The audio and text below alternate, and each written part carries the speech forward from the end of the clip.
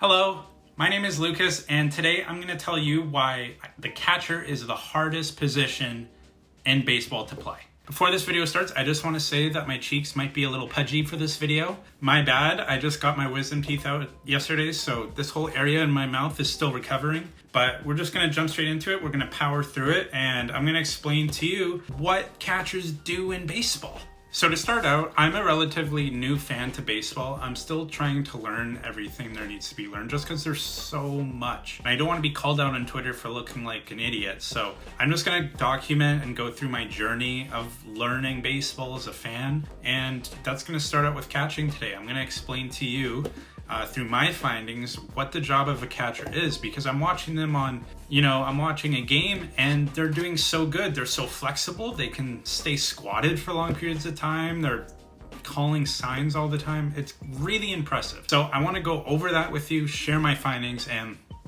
let's do it. So the main job of a catcher is to catch baseballs. All right. They sit right behind the batter and right in front of the umpire, as you can see here. And their job is to catch pitches that the pitcher throws. So whatever they might be, if that's a fastball, they want to catch a fastball here.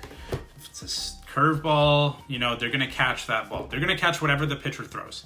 That is the most basic explanation for what a catcher is, according to Google. But isn't there more to being a catcher? I mean, I'm looking at them at a game or whatever, and they're crushing it.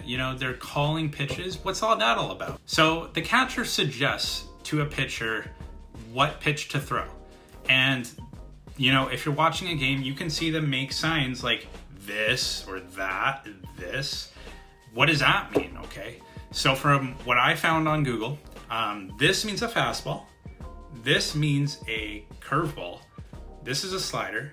And this is a changeup. That's the basic sign. So if you're ever seeing this during a game, it's definitely going to be a fastball.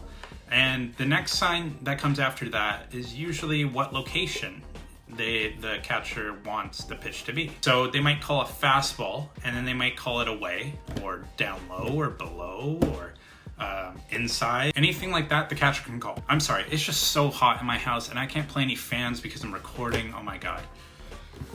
Oh my God. Anyway, suggesting pitches is a huge job for the catcher to do. I mean, you have to know what the batter might swing at, what they might not swing at, whatever. They need to know their tendencies, and then they suggest a pitch based on that. And they also suggest a pitch based on the sequencing. So if you throw, 3 curveballs and they're all balls, chances are you'll have to throw a fastball. And the catcher needs to know that. And they'll need to know sequences of pitches to throw the batter off. Now, sometimes the pitcher, for whatever reason, it could be they don't love the pitch or they don't agree with it, they'll wave off the catcher, and the catcher will have to make another suggestion for a pitch. And they make all those suggestions through the signs. That's the main job that I found with a catcher, is just suggesting pitches, and it seems like it's the hardest job.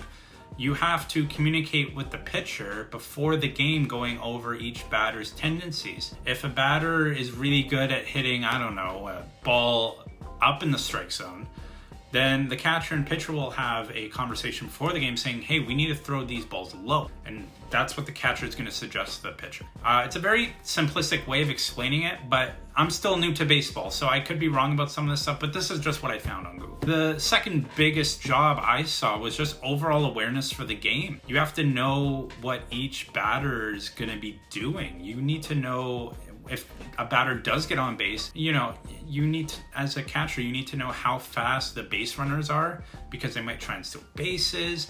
You need to keep up the communication with your pitcher, and that goes on to my next point. You need to have great communication skills as a catcher, because you're constantly going to be talking and communicating with your pitcher. You're going to be in kind of a tango. I'm currently reading a book from a famous pitcher called David Cohn. He talks about how you need to be in a tango with your catcher. So that's really what the catcher and pitcher relationship is. Because if a pitcher is not having a great game, a lot of the catcher's responsibility might be to hype the pitcher up and to, cheer him up a little bit and say, hey, good pitch on that one, and be positive. So that's a huge job for a catcher. The thing I found, which goes along with awareness, is just keeping the runners on base. So what does that mean? So if there's a batter at first and they're really fast and chances are they're going to steal second, a catcher needs to be aware of that. And then they need to be able to throw really hard at second base if they try and steal. And here's some footage of a first baseman, a runner at first trying to steal second, and the catcher throwing it really hard to second base. And a huge quality of a catcher is being able to throw hard. If a base runner gets to second base, then just looking at the picture of the bases, the runner on second can see your signs. So if you're going like that or this, the second baseman is going to be right in front of you over there trying to see what signs you're making. And at some points, the second base person might like hold their hand up like this or make a sign with their hands to notify the batter of what pitch is coming, and that could be important. So keeping track of that is important. From what I've read online, a lot of what catchers do in that situation is to mix up the signs. Well, how does a catcher deal with the runner on second? Well, the catcher gets into a sequence of signs. So it's pretty difficult for me to explain to you without messing it up, but just know that instead of just doing it one fastball, they go through multiple signs to throw off the second base.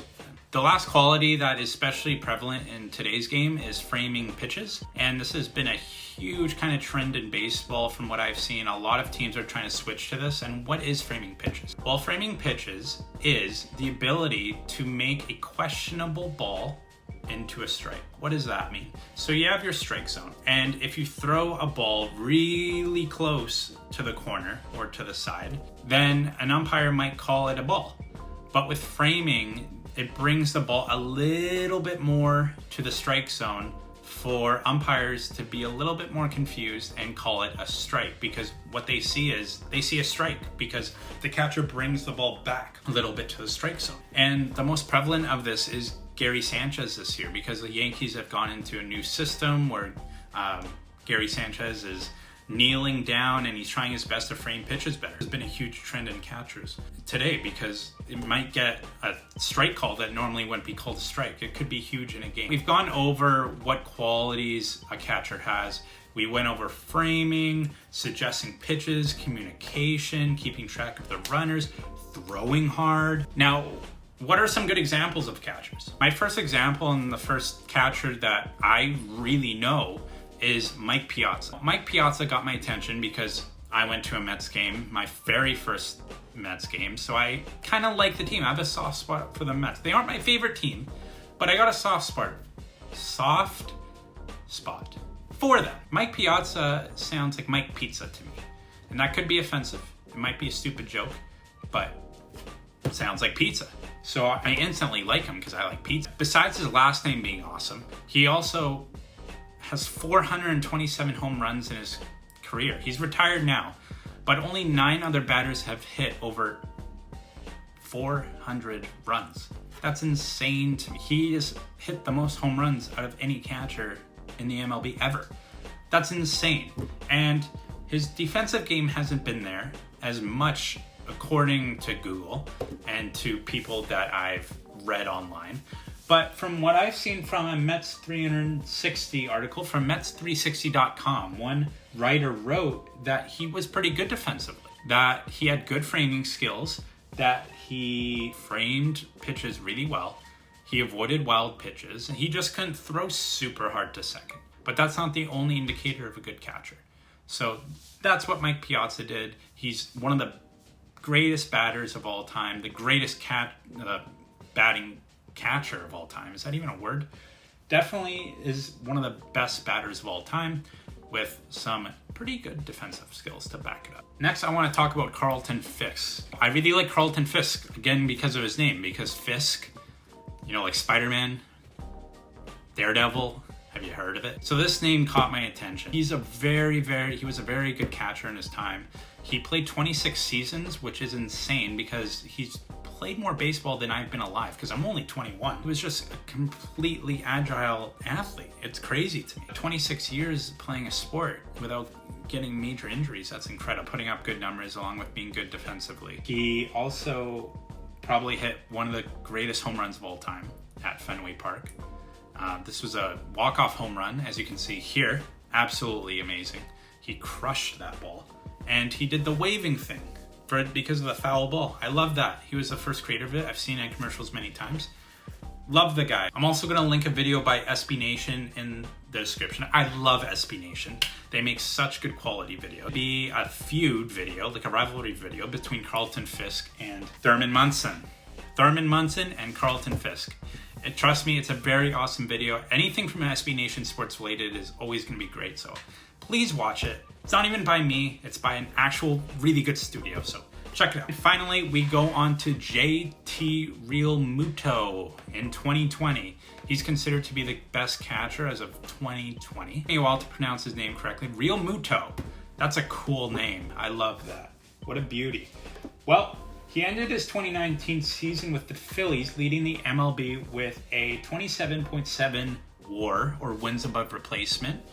I'm still trying to understand wins above replacement and other baseball stats, but what I know is WAR compiles every statistic together, every advanced statistic together to spit out how many wins above replacement would this player get over like a 0 out of a player that is very average. And he got 27.7, which is the best out of every catcher in the MLB, which is awesome. The second place having 23.4. So he's definitely standing out in the WAR category. 2019, he hit 25 home runs and 83 RBIs, which is very good for a catcher. Gotta love that. He also has a strong arm and framing skills. So he's good defensively, good offensively. He's a star in the MLB. And he's due for a huge payday, so we'll have to see what happens with him. So that brings me to the end of this video. What did we learn about catchers today? Well, catchers have the hardest job in baseball. You know, they have so much responsibility. They have to hit, first of all, they have to hit the baseball. They have to frame pitches. They have to keep track of every player on the opposing team, from people who are up next to bat to runners on base. They have to have great communication skills with, you know, the manager, the pitcher. They have to have good homework taking skills on players. They have to know players' tendencies. Finally, they have to suggest just pitches, which I can't get out of my mind as being extremely hard. I could not do that. I find that very incredible, and I give all the credit to catchers, and so should you. So the next time you're watching a baseball game, please pay more attention to the catchers if you're a casual fan, because they're really crushing it. They have great knees, great mobility. So thank you guys so much for watching. Subscribe and like down below, and follow me on Twitter at sportsbylucas. I'll be there for sure. So thank you guys so much for watching. Have a great day.